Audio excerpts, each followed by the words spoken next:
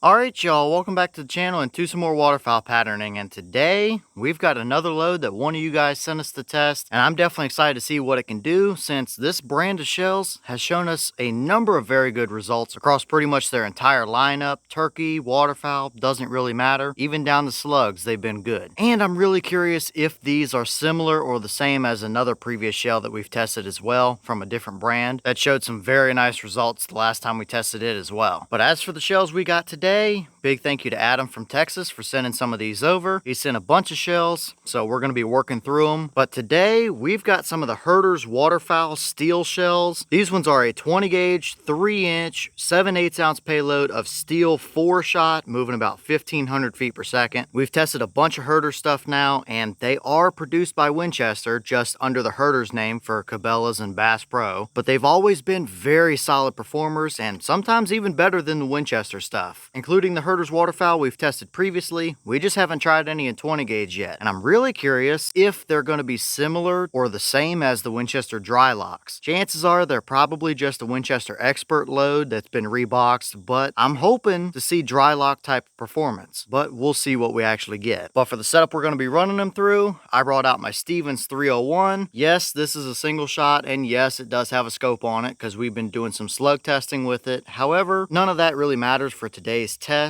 because it's going to be a consistent performer either which way. It's got a 26-inch barrel on it, and for the chokes, we're going to be running it kind of the same as we usually do with these 20 gauge tests. We've got an improved cylinder, a modified, and a full choke to run, and here are all three of your constrictions for my particular 3 chokes so you can see what they're set up like. And between those 3, we should get a decent idea on what this combo might actually be capable of, or what those Herter shells can actually do for a pattern. But as for today's test, everything is set up the same as usual. All 3 of the duck targets are at 40 yards, and we've got the chrono so we can be getting our velocities from the shells. So we'll take a shot with the improved cylinder, the mod, and the full, and then we'll compare everything and see how it all performed and which choke these actually seem to like better. So let's get you guys a view of those targets, take all of our shots, and see what we can get for performance out of the Herter's 20 gauge steel waterfowl loads today.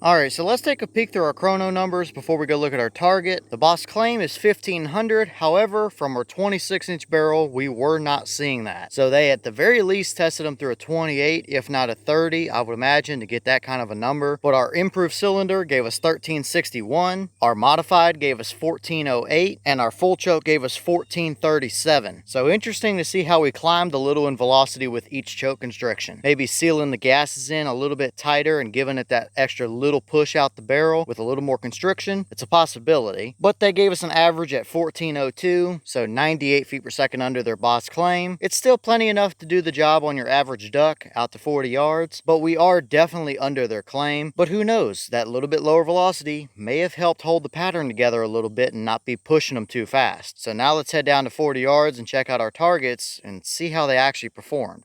Alright, so now we're down here at our 40-yard paper, and I'm definitely liking the results that I'm seeing. We'll start over here on the right with our improved cylinder pattern, and out here at 40 yards, we absolutely have a dead duck. There's one through the top of the brain, and several more through the body, and there's nowhere left or right, up or down he can move to and get away from you through that pattern at all. You've got a pretty nice even spread of them throughout the majority of the pattern. You really don't start picking up any voids until you get towards the outer edges, so it might not be 100% perfect as far as pattern, but that's perfectly usable all day long. With 4-shot, you've got a little more pellet count than you do in a 2 or a BB or something like that, especially in these smaller gauges to help fill in some of those holes or gaps. That's a pattern right there that would be good out to about 40 yards. If you're hunting 25, 30 yards over some decoys or something like that and may have to take an occasional passing shot out at 35 or 40, that's about the perfect pattern for you. No complaints from me at all on that one. Nice even spread, no major voids, and capable enough out to 40 to get the job done. So solid performance from the improved cylinder. Now we'll move over here to our modified choke, and the same kind of story continues. However, we did definitely condense the main portion of our pattern down. You can see, especially down below that duck target and kind of around the right edge, how we started to have a pretty circular pattern going on. We did start to throw a few stragglers off the top and the left over here just a little bit, but still not bad at all. That duck paper is absolutely covered in pellets, and there's nowhere he can go to and get through that pattern either. The pattern is definitely a little bit tighter, but it still held a pretty even spread throughout the majority of it. But it does look like we started to pick up a few flyers and stuff. Either way, that'd be a perfectly usable pattern out to 40 yards all day long. It's still open enough to where it's going to give you a little more breathing room at closer ranges as well, but you might feel a little bit more confident that you're going to have more pellets impacting the duck out there at 40 if you had to take a little bit more of a passing shot. So from our mod choke, I'm liking what I'm seeing.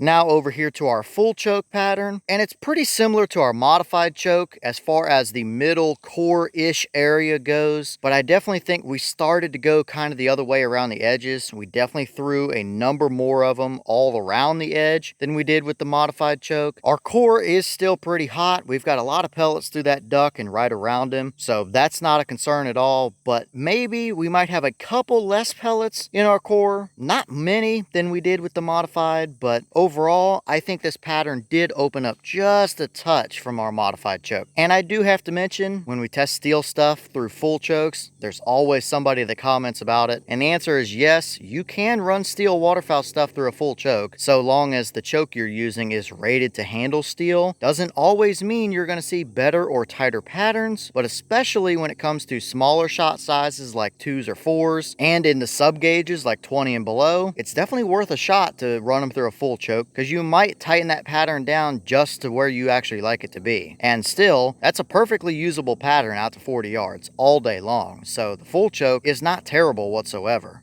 So now I'll back up here and pop up 3 side-by-side pictures of all these patterns so you can see them right next to each other all at the same time. We definitely tightened it down from our improved cylinder to our modified, and we still held a good core with our full choke, but we might have a few more pellets around the edges with that full choke pattern. Either way, all 3 of these combos would be perfectly fine for a duck hunt out to 40 yards. Pretty much pick your choice, whatever choke you might have, or whatever pattern you might slightly prefer over the other, based on where you're going to be hunting and your setup, is going to work. Now, were these as good as the Winchester dry lock shells? I don't think so, at least not quite when it comes to how even the patterns are going from one choke to another, but these are by no means a bad shell from this test, that's for sure. I wouldn't hesitate to use any one of these choke combos with them. All of them are going to get the job done perfectly fine, and they are cheaper than what the Winchester dry locks are as well. So that's definitely a factor. If you're going to be shooting a lot of them up in the air, then a cheaper shell that patterns like that is not a bad option for you at all. So I'm really liking what I'm seeing. I'd call it probably 90% of the way there compared to something like the dry lock shells, but that is more than usable enough. And the price point might be a big deciding factor between them as well. So can't really complain too much about these results. I'll take that any day of the week.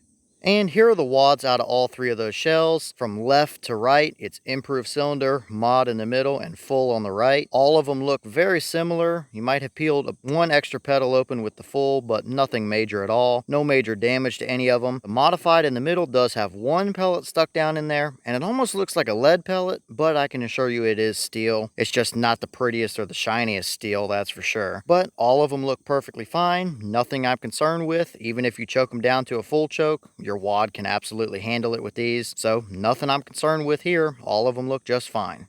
Alright y'all, well, what did you think about that performance right there? Really? That's not bad at all. Any of those patterns, any of those choke combos would be more than usable out to 40 yards. The improved cylinder is a touch more open and a touch more even across the entire paper, so if you're hunting over decoys at closer range and maybe might take a passing shot or 2, that might be the combo for you. But really, if I had to choose one here, I would take any of them, but probably this mod choke. It's got kind of the most uniform circular-esque type of pattern. We do maybe have a few flyers up at the top, but that's not bad at all. Even the full choke is perfectly fine. But I would say if there's a winner, it might be that modified choke by just a little bit. But ultimately, once again, I'd say the Herter shells did perfectly fine. They are cheaper than a lot of the Winchester equivalents, and they are just a Winchester shell in a different box. So it's kind of hard to argue with this. So definitely a nice performance today, that's for sure. And just through stock flush chokes as well. We haven't even tried any aftermarket combos yet with them. So I'm definitely liking what I'm seeing. But leave all your thoughts down below. Is that about what you expected to see? Were you a little surprised one way or the other? Have you tested any of these Herter steel 20 gauge waterfowl shells? And if so, what kind of results have you seen from them? Are those shells or this kind of setup a combination that you would ever actually waterfowl hunt with? And if so, which choke combo would you actually pick to take out? And maybe what other chokes or shells do you want to see us test when it comes to waterfowl stuff? Let me know all that down below. But with that being said, I've got some more testing to get done for you guys, so I'm going to get back to it. As always, we have the channel Instagram as well as the mailbox where you can send stuff if you'd like. All that information will be in the description if you're interested in it. But I'm going to get back to it, so I'll see y'all in the next one.